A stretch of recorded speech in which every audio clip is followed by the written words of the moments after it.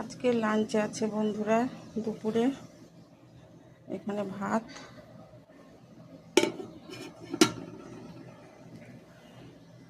এখানে আছে উচ্ছে আলু পেঁয়াজ দিয়ে ভাজা, এখানে রুই মাছের তেল ভাজা,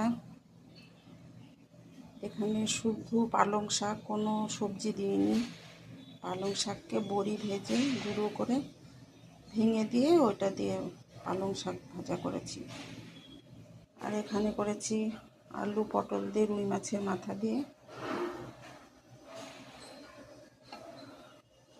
আর রয়েছে টক দই। আজকের লাঞ্চটা তোমাদের কেমন লাগলো অবশ্যই লাইক কমেন্ট করে জানিও। ভালো লাগলে শেয়ার করে আমার পাশে থাকো। তোমরা সকলে শুভ দুপুরের শুভেচ্ছা ও ভালোবাসা নিও।